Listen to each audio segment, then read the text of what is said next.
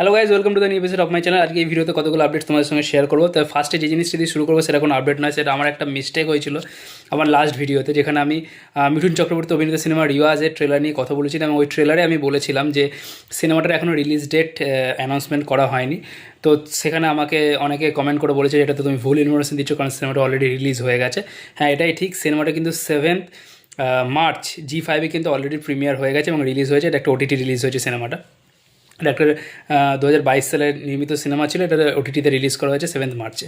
But এটা যে আমার পুরোপুরি দোষ এটা কিন্তু আমি কখনোই বলবো না, কারণ দেখুন, এটা একমাত্র যে রিলিজ ডেটটা একমাত্র জানে তারাই যারা জি5 সাবস্ক্রাইব করে রেখেছে। কারণ এটার বাইরে কোনো জায়গায়, অন্তত গুগল বলুন বা যে কোনো যে স্টারেরা এখানে অভিনয় করছে, আফতাব বা মিঠুন চক্রবর্তী বা কাউর যারা যারা এখানে অভিনয় করছে, কাউর কোনো জায়গায় কিন্তু এর আপডেট ছিল না যে এই সিনেমাটা রিলিজ কবে হচ্ছে।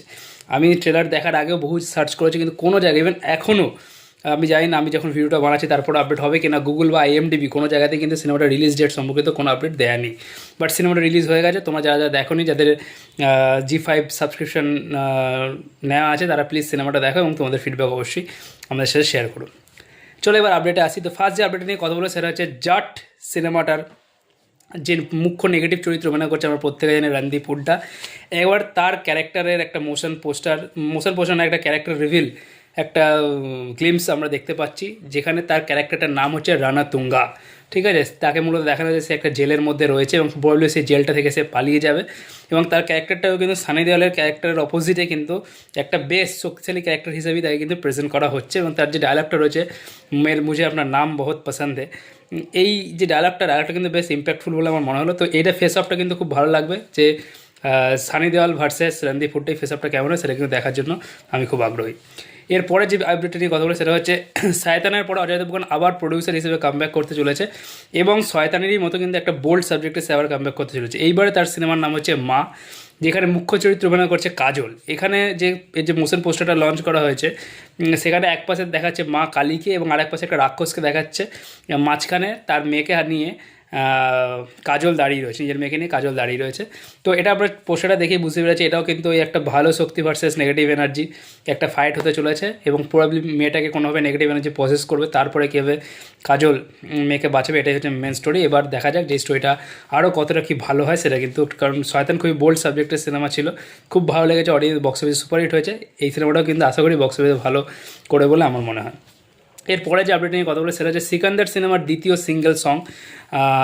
সং আসতে চলেছে আগামীকাল, যে গানটার নাম হচ্ছে বাম বাম বলে। এর যে আগের যে একটা গান বেরিয়েছিল জহরা শহরা যাবি, ওই গানটা কিন্তু খুব একটা ভালো লাগেনি, স্পেশালি এই সালমান খান আর রশ্মিকার যে পেয়ার, এই পেয়ারটাকে একদমই মানাচ্ছিল না। তো আমার তো তাই মনে হলো। এবার দেখা যাক এই সেকেন্ড গানটা কীরকম হয়, যদিও গানটার যে ছোটো একটা গ্লিমস এসছে সেইখানে গানটাকে খুব একটা ভালো লাগে না। এবার পুরো গানটা আসলে বোঝা যাবে গানটা কেমন হয়। এরপরে যে আপডেটটা দেবো সেটা হচ্ছে upcoming Hindi web series Khakee the Bengal চ্যাপ্টারের কিন্তু একটা নতুন পোস্টার লঞ্চ করা হয়েছে, যে পোস্টারটাতে মেনলি যে এখানকার যে পজিটিভ যারা রয়েছে, মানে পুলিশ, তাদের দেখানো হয়েছে। মানে এখানে পরমব্রত রয়েছে, জিৎ রয়েছে, মিমো চক্রবর্তী রয়েছে এবং যে ফিমেল যে লেডি পুলিশটা ছিল, নামটা আমি ভুলে যাচ্ছি, কি আকাঙ্ক্ষা সিং না এরকম কিছু একটা নাম ছিল, উনি রয়েছেন। ঠিক আছে, তো এবার আবার হয়তো আর একটা পোস্টার আসবে যেখানে মেনলি ভিলেনদের দেখানো হবে, মানে নেগেটিভ ফোর্সদের, মানে প্রসেনজিৎ, ঋত্বিক ভৌমিক, তারপরে আমাদের শাশ্বতবাবু, এদের দেখানো হবে। ঠিক আছে, তো দেখা যাক সেই পোস্টারটা কেমন। এই পোস্টারটা কিন্তু আমার বেশ ভালোই লাগলো। এরপরে যে আপডেটটা দেবো সেটা মূলত হলিউডেরই আপডেট। নেজা 2 বলে একটা চাইনিজ সিনেমা রিলিজ হয়েছিল। এই সিনেমাটা কিন্তু ফুটফলসের দিক থেকে অ্যাভেঞ্জার্স ইনফিনিটি ওয়ারকে ক্রস করেছে এবং ওয়ার্ল্ড ওয়াইড এই সিনেমাটার ফুটফলস হচ্ছে প্রায় 31 কোটি, 31 করোড়। এবং এই সিনেমাটার যা কালেকশন করেছে সেটা শুনলে আপনার অবাক হয়ে যাবেন। এখন পর্যন্ত প্রায় 14,500 কোটি টাকার মতো কালেকশন করেছে ইন্ডিয়ান রুপিসের সিনেমাটা। এটা তো হিউজ। এটা মূলত একটা অ্যানিমেটেড ফিল্ম, তো এর একটা বিশাল বড় কিন্তু কালেকশন হয়েছে বলে আমার মনে হয়। এরপরে আমরা যে আপডেটগুলো সেগুলো মূলত Bangla cinema related update. First যে আপডেট নিয়ে তোমার সঙ্গে কথা বলবো সেটা হচ্ছে আরফিন নিশো অভিনীত আপকামিং বাংলাদেশি সিনেমা, সেটার নাম হচ্ছে দাগি। ঠিক আছে, এই সিনেমাটার কিন্তু টিজার আসতে চলেছে আগামীকাল, মানে 11 মার্চ দুপুর 3টের সময়।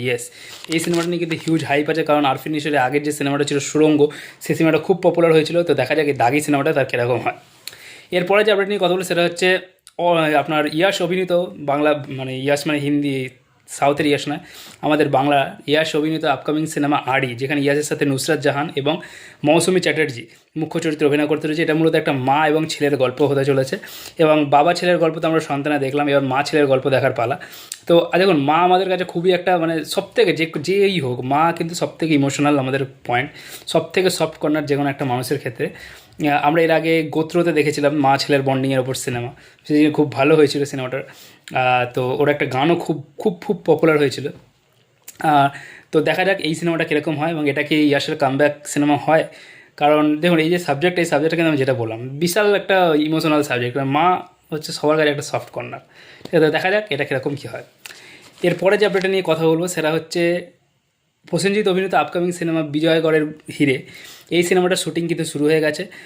হাম্পিতে এই সিনেমাটার শ্যুটিং শুরু হয়নি, শুরু হবে আগামী সপ্তাহ থেকে। হাম্পিতে এই সিনেমার শ্যুটিং শুরু হবে, এবং এখানে আমরা সন্তুর চরিত্রে দেখতে পেয়ে যাবো আবার সেই আরিয়ান ভৌমিককেই, এবং জোজোর যে ক্যারেক্টারটা এখানে আছে সেই ক্যারেক্টারটাতে কিন্তু আমরা পুষণ দাশগুপ্তকে দেখতে পাবো। পুষণ দাশগুপ্ত মেনলি যে খ্যাপা যারা দেখেছেন, সেখানে যে ঝাঁকড়া ঝাঁকড়া চুল বা আবার প্রলয়তে ছিল ওই ছেলেটি, ও কিন্তু এখানে জোজোর ক্যারেক্টারটা অভিনয় করতে চলেছে। এবং আজকে যে লাস্ট আপডেট এবং আজকে সবথেকে বড় আপডেট, এটা এক্সক্লুসিভ বলতে পারেন, যে আগামী 10 এপ্রিল আমরা হিন্দিতে তো জাট রিলিজ করছে, আর বাংলাতে রিলিজ করছে মিঠুন চক্রবর্তী অভিনীত শ্রীমান ভার্সেস শ্রীমতী।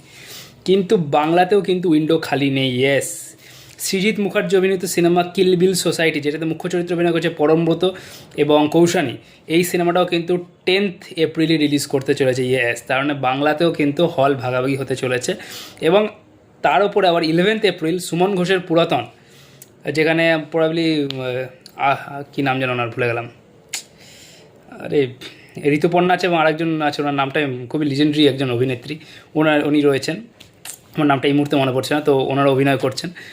তো 3টে বাংলা সিনেমা রিলিজ করছে, মানে দুদিনে 10 এবং 11 তারিখ। তো এখানে আবার সেই শো ভাগাভাগি হবে, এটা আপনার প্রত্যেকে ধরে নিতেই পারেন। আবার হিন্দিতে রয়েছে জাট, তো হিন্দি বলতে মানে সাউথে, যেটা প্যান ইন্ডিয়া রিলিজ পাবে। তো সেই সিনেমাটাও কিন্তু একটা হিউজ পরিমাণ শো নিয়ে নেবে। তো দেখা যাক কোন সিনেমাটা কী হবে। আমাদের তো শ্রীমান ভার্সেস শ্রীমতীর এখনও কোনো রকম কোনো প্রমোশন আমি দেখতে পাচ্ছি না। তো দেখা যাক কী হয়, কবে থেকে প্রমোশন কী শুরু হয় এবং ট্রেলারগুলো কেমন হয়, সেটা কিন্তু একটা ভালো হবে যে ট্রেলারগুলো কেমন হয় সেই দিকটা থেকে দেখতে গেলে। তো দেখা যাক কী হয়। এই কটাই ছিল আজকের আপডেট। ভিডিও ভালো থাকলে অবশ্যই লাইক করে দেবেন, চ্যানেলটাকে সাবস্ক্রাইব করে দেবেন। Thank you.